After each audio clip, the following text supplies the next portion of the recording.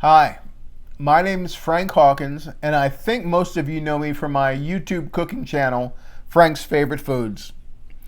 This isn't a cooking video. In the early hours of September the 29th, I suffered a stroke. This is not a medical video, this is just my experience. And certainly, if you know of someone who's in similar circumstances, please share this video with them if you feel that it's appropriate. On Friday night, after 2 drinks and another Miami Heat loss, I fell asleep. I remember trying to stand, but instead tumbling face first into the carpet.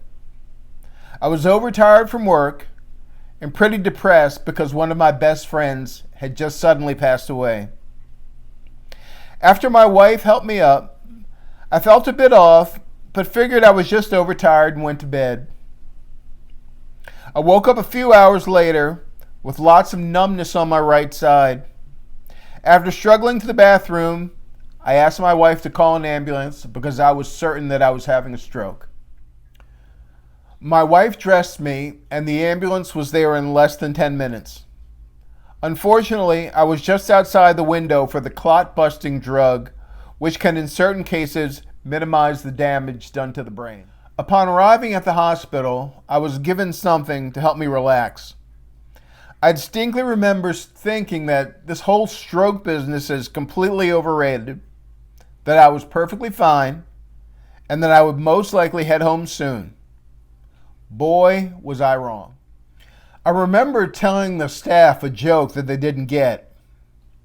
That's when I knew something was off because I am usually hilarious. I don't really remember much from that first day, except for being very grateful to have my wife and daughter there when I woke up. Though I'd slept through most of their visit, I dreaded when it was time for them to leave. The thought of being alone, hospitalized, and partially paralyzed was horrible. I put on a brave face and wished them a good night.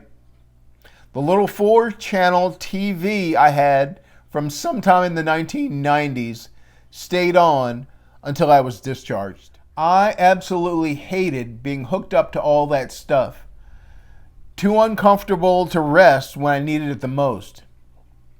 I was hooked up to so many drips, needles, and monitors that getting out of bed to urinate was forbidden. Since both of my hands were encumbered with needles and tubes, the attendant was kind enough to bring me a bedpan and hold it in place as my hands were busy minimizing the errant spray and dripping. Saturday night was rough. The sheets didn't fit the bed, so they were usually wrapped around my body rather than the mattress.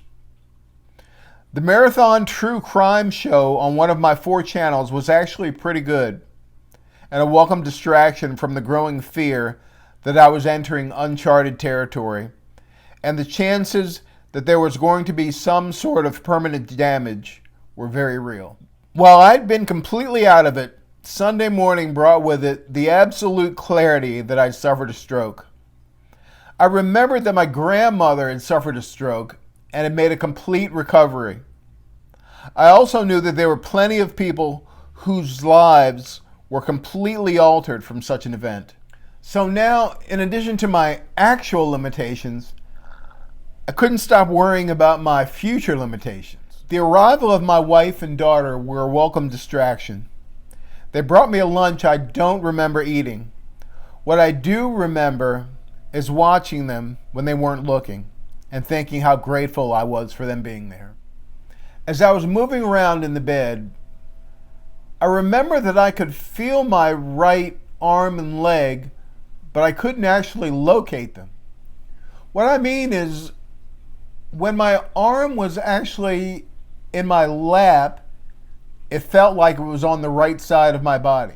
I also couldn't get my hands to make contact with each other without looking at them. I tried repeatedly, but one hand just couldn't find the other. I spent 4 nights in the hospital. Fortunately, by the time I headed home, although my right side was weak, both sides were once again working in unison, kind of. There's one very important detail that is essential to my story. The Saturday afternoon following the stroke, I spoke to my brother for the first time since the incident. I really don't remember what he said. What I will always remember is my brother, a man who doesn't wear his heart on his sleeve, broke down and cried with me, and that made all the difference. By Monday afternoon, I was actually using the bathroom by myself. Assisted by a walker and a strong attendant with a tight grip, I walked all the way down the hallway and back to my room. By Tuesday, I'd made enough progress to go home. When I finally made it home, it felt like I was high for 2 days. Even though I just had a stroke and one of my best friends had died suddenly. After those first days, the high was gone and my friend's death hit me like a ton of bricks. And so the downward spiral began. I couldn't get around without a walker. My right side was very, very weak. My handwriting was illegible. My right foot hurt like hell, and I couldn't focus long enough to read more than a paragraph. And most frustrating of all, I couldn't keep track of any of my personal belongings. My memory was horrible. I lost track of my wallet, my keys, the TV remote, my coffee, books, you name it, I lost it. This didn't happen occasionally. It happened constantly. I don't know how many times I fell apart looking for objects that I just put down. And this went on for weeks. So now, I'm deeply depressed as I'd ever been. Barely able to walk or read, unable to play the piano or guitar, anxious as hell, and just really dead inside. Although depression doesn't happen to everyone, it is fairly common after a stroke. I'd had bouts of depression before, but this was on a whole nother level. The feelings of worthlessness and failure were inescapable. I was no longer me. It felt as if a part of me had died, and this was what was left. A few days ago, my future felt bright. The bills were paid. We had some money in the bank. My job was secure. And in an instant, all that changed. It felt as if everything I'd been working towards was gone. And the universe had gone out of its way to play the cruelest joke of all. I don't want you to think I'm sharing this information to scare you. I'm sharing in the hope that someone going through what I went through finds some comfort in this shared experience. I'd been out of the hospital for about 2 weeks when the depression became unbearable. I'd noticed that the more my thinking cleared, the harder it became to fight off the depression. I was already in therapy when my therapist suggested that I see a psychiatrist about some medication. I cried a lot. I mean, a lot. I've heard of people going through tough times and claiming that it was the best thing that could have ever happened to them. Well, I'm not there yet. I've been out of work for a little over 2 months. And although I'm improving, I'm not sure I'll be able to perform all of the same tasks. My biggest fear, the thing that wakes me up each morning and stays with me all day, is not being able to work.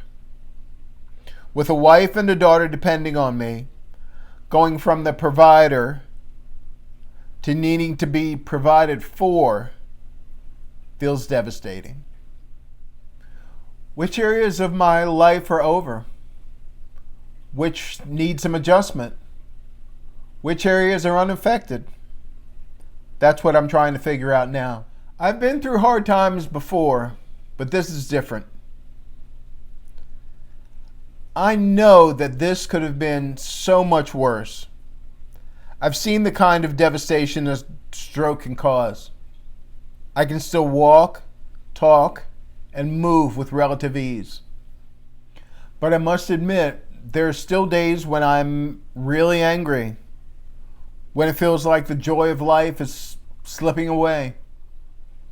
It feels like I'm trudging through one crappy day just to get to another. But I'm having fewer of those days lately, and it actually feels like I'm slowly beginning to put my life back together. Now for some positive news.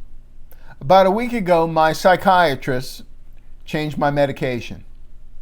I've been on Lexapro for a little over a week and already notice an improvement in my mood. While I'm certain there will be more tough times ahead, I haven't cried in 3 days. While that may not seem like much to you, to me, it feels like the sun trying to break through the clouds.